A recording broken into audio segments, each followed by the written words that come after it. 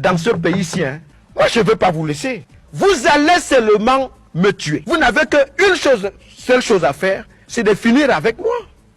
Vous comprenez?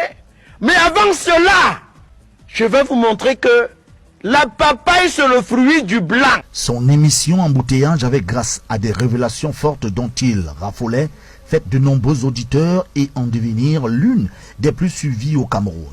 Le journaliste excellait dans la satire et s'attaquait aux tares de la société et ne se gênait pas pour commenter les nombreuses affaires de corruption et de détournement de fonds publics. Son activité radiophonique intense ces derniers temps portait notamment sur des documents révélant autour de la gestion des lignes 65 et 94.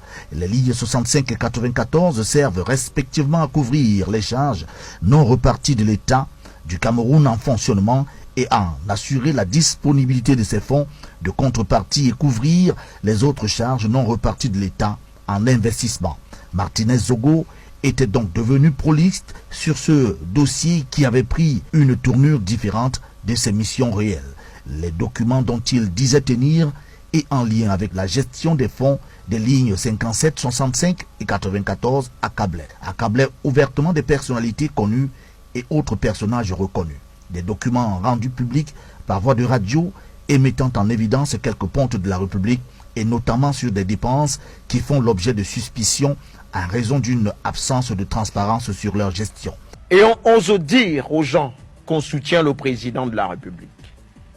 C'est un soutien de façade. Comme l'opinion publique s'interrogeait alors sur les sommes en cause, la nature des dépenses et la qualité des bénéficiaires.